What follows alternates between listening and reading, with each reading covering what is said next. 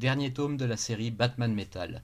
Les ténèbres absolues grandissent au sein du multivers et parviennent à atteindre le cœur de tout ce qui existe, de tout ce qui est. Barbatos, le dieu sombre, est en train de couler notre monde pour le faire disparaître dans le multivers noir, reflet brisé d'une infinité de réalités où le mal a triomphé.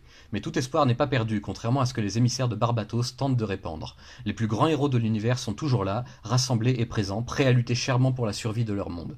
Chacun part dans sa propre quête du Metal N, une matière mythique qui pourrait bien leur permettre, s'ils en réunissent assez en se rendant au cœur de la création, de vaincre Barbatos et de le renvoyer dans sa dimension cauchemardesque.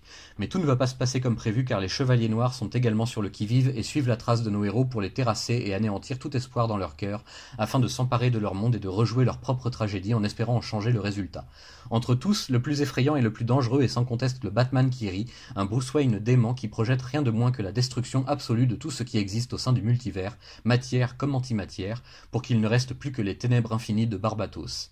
Alors que tout semble perdu, une ultime découverte de Batman et de Superman permettra de renverser la vapeur et de ramener la situation à leur avantage, pour autant qu'ils soient capables de saisir leur chance et de vaincre leurs ennemis. Barbatos gronde et lance son cri déchirant l'univers, annonçant la fin de toute chose, ou bien le début d'une nouvelle renaissance.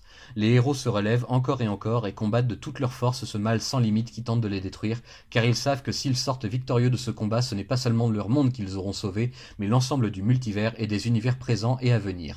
Tout se jouera sur un coup de poker décisif, un duel au sommet entre Bruce Wayne et le Batman qui rit, et un autre combattant qui pourrait bien retourner la situation en sa faveur. Les plus grands héros de tous les univers parviendront-ils à sauver leur existence ou Barbatos va-t-il engloutir toutes les réalités dans un immense vortex de néant ? Réponse au terme de cet album assez massif finalement que j'ai adoré lire de bout en bout.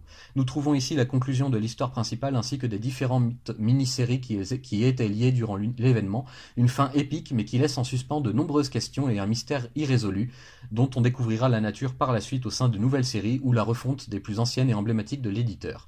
L'avenir des héros d'ici ne s'annonce pas forcément des plus radieux mais au moins l'espoir renaît, de même que la qualité générale des séries phares de l'éditeur. Aux commandes de cet ambitieux projet, Scott Snyder, James Tynion Ford, Josh Williamson, Robert Venditti, Jeff Lemire, Grant Morrison, Greg Capullo, Liam Sharp, Doug Mahnke, Howard Porter, George Jimenez, Ethan Van Sciver, Tyler Kirkham, Michael Janin, Brian Hitch et Alvaro Martinez.